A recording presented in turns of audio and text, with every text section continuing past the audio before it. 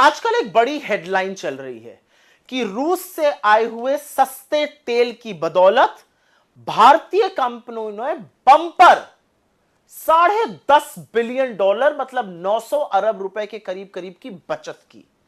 अब सवाल यह है कि इसमें आपको क्या मिला? क्या आपके पेट्रोल और डीजल के दाम कम हुए? और उसका जवाब तो हम भी जानते हैं कि वो ना है। तो समझना जरूरी है कि तेल का खेल चल क्या रहा है। तो सबसे पहले दो चीजें समझ लीजिए। ऑयल जगत में दो तरह की कंपनीज होती हैं, upstream and downstream. Upstream companies होती हैं जैसे कि ओएनजीसी, ऑयल इंडिया, रिलायंस भी अपस्ट्रीम कंपनी है। रिलायंस डाउनस्ट्रीम में भी है। इसके अलावा आईओसी, एचपीसीएल, बीपीसीएल, ये डाउनस्ट्रीम कंपनीज होती हैं। ये जो कंपनीज हैं, अपस्ट्रीम कंपनीज जो हैं, ये तेल खोजती हैं, ये एक्सप्लोरेशन करती हैं, सी में, लैंड में, हिल्स पे ये तेल खोजने का काम करती हैं। जो तेल कच्चा आता है उसको प्रोसेस करने का, उसको रिफाइन करने का काम ये कंपनीज करती है। ये बाजार में तेल बेचती हैं। ये तेल पेट्रोल बनता है, डीजल बनता है, एटीएफ बनता है, जो एविएशन फ्यूल होता है, ये काम ये कंपनीज करती हैं। अब आगे की बात सुन लीजिए। हिंदुस्तान में आपको पता है कि करीब करीब 85% हमारा जो क्रूड की रिक्वायरमेंट है, जो कच्चे तेल की जरूरत है, वो आयात होती है, वो इंपोर्ट होती है।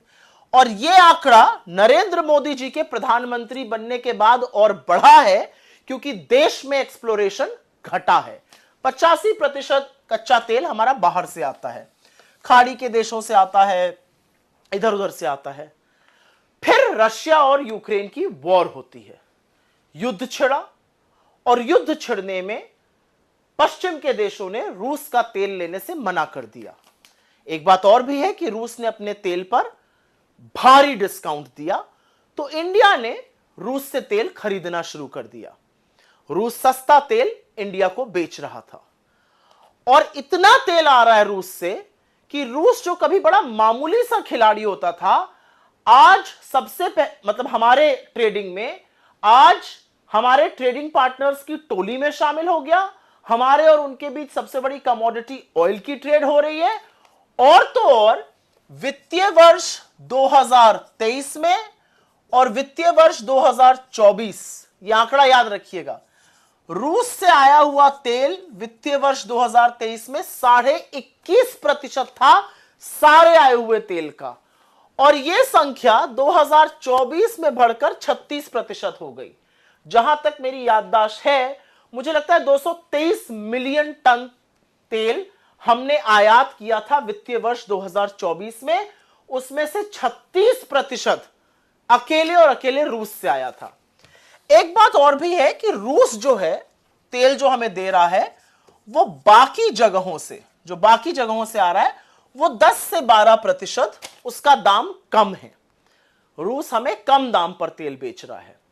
रूस की देखा देखी और भी देशों ने हमें डिस्काउंट दिया। ईरान ने दिया, सऊदी अरेबिया ने दिया, जहां से हमारे जो ट्रेडिशनल हमारे सप्लायर्स रहे हैं कच्चे तेल के, उन्होंने भी डिस्काउंट दिया। अब आप ये सोचेंगे कि 10 से 12% अगर दाम कम आ रहा है तो इसका फायदा किसको पहुंच रहा है? क्योंकि आपको तो नहीं पहुंच रहा है, आप तो अभी भी पेट्रोल और डीजल के वही दाम दे रहे हैं।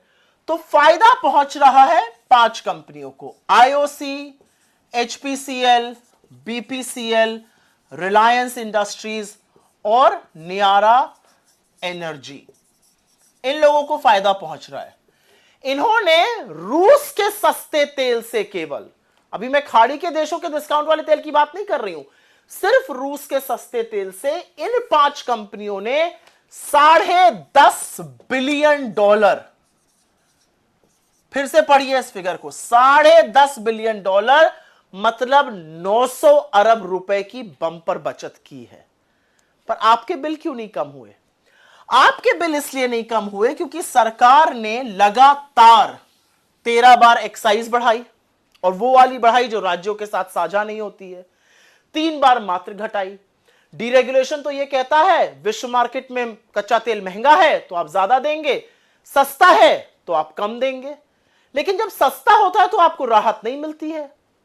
आपकी जेब पर लगातार डाका क्यों डाला जा रहा है? तेल के नाम पर मुनाफाखोरी कुछ कंपनियों को करने दी जा रही है, लोगों को राहत क्यों नहीं पहुंच रही है? सरकार क्यों मिडिल क्लास को, पेट्रोल डीजल यूज करने वालों को दुधारू गाय समझकर उनका शोषण करती है? यह मुनाफाखोरी नहीं तो और क्या है? यह आपकी जेब पर डाका नहीं तो और क्या है? रूस से सस्ते तेल में लोगों ने बचत की $10.5 बिलियन, 900 अरब रुपए की। आपने 9 नए पैसे की बचत की है? सोचिएगा जरूर। आपल्या शहरातील ताज्या घडामोडी पाहण्यासाठी हल्ला बोल भारत न्यूजला सबस्क्राईब करा आणि बेल आयकॉन प्रेस करा।